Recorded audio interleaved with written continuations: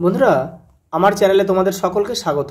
আজ আমরা ক্লাস 5 এর রায়ান মার্টিনের প্রশ্নবিচিত্রা থেকে পরিবেশের দ্বিতীয় পর্যায়ক্রমিক মূল্যায়নের 13 নম্বর স্কুল সলভ করব।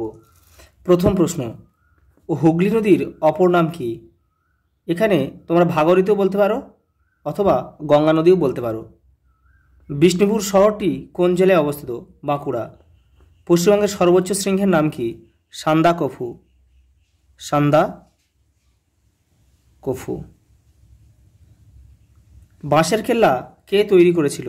তিতুমির। পরেরটা, স্বাধীন ভারতের প্রথম প্রধানমন্ত্রী কে ছিলেন? জওহরলাল নেহরু।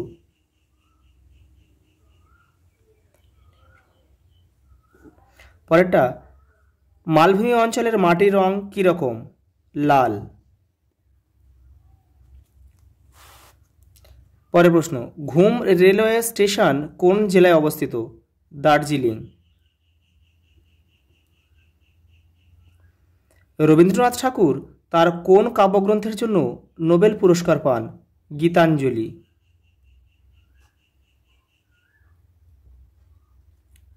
উনিশশো 13 সালে।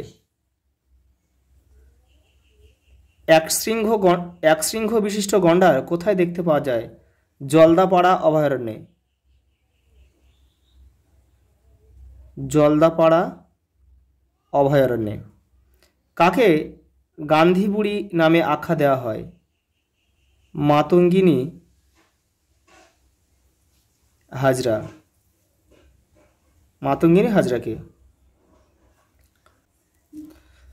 পরের প্রশ্ন, নিত্যবহ নদী কাকে বলে? যে নদীতে সারা বছর জল থাকে তাকে নিত্যবহ নদী বলে, যেমন গঙ্গা, সিন্ধু, ব্রহ্মপুত্র। পরের প্রশ্ন, কয়েকটি ঔষধি উদ্ভিদের নাম লেখো। নিম, কালমেঘ, থানকুনি, তুলসী, অনেক আছে। পরের প্রশ্ন, মাছ ধরার জন্য কি কি ধরনের জিনিস ব্যবহার করা হয়? দেখে নাও, ফাঁদি জাল, ছিপ, ঘুনি, পোলো, বর্ষা প্রভৃতির মাধ্যমে আমাদের দেশে মাছ ধরা হয়।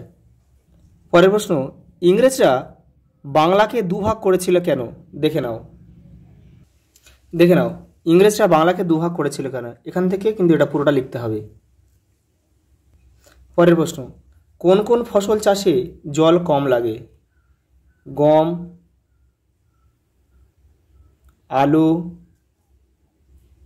সর্ষে, বিভিন্ন ডাল জাতীয় শস্য চাষ করতে কিন্তু কম জল লাগে।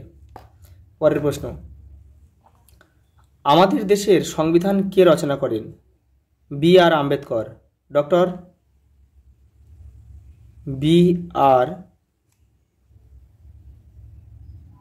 আম্বেদকর। কেন আমরা সাধারণতন্ত্র দিবস পালন করি? দেখে নাও, এই যে এখান থেকে কিন্তু এই পর্যন্ত তোমাদের পুরোটা লিখতে হবে। পরের প্রশ্ন, ডিভিসির পুরো নাম মানে কি? Damodar valley corporation. ডিভিসি তৈরি করার সুবিধা ও অসুবিধাগুলি লেখো। দেখে নাও, এই যে দেখে নাও, ডিভিসি তৈরি করার সুবিধা ও অসুবিধাগুলি লেখো। দেখে নাও, এই সুবিধা এখান থেকে 4টে রয়েছে, অসুবিধাও 4টে রয়েছে। তোমরা এখান থেকে এটা পুরোটা কিন্তু লিখে নেবে। দেখো, পরের প্রশ্ন, বন থেকে আমরা কিভাবে অর্থনৈতিক সুবিধা পেয়ে থাকি? এটা তোমরা নিজেরা পড়বে, কারণ এটা তোমরা বইটা পড়বে পেয়ে যাবে।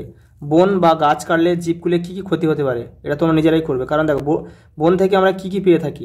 এখানে কাঠ পাই, মধু পাই, বিভিন্ন ঔষধি গাছ কিন্তু বনে থাকে। এবং দেখো, গাছ কাটলে জীবকুলে কী কী ক্ষতি হতে পারে? মেন হচ্ছে অক্সিজেন কমে যাবে, বৃষ্টি ঠিকঠাক হবে না। আজ এই পর্যন্ত, দেখা হবে পরের ভিডিওতে।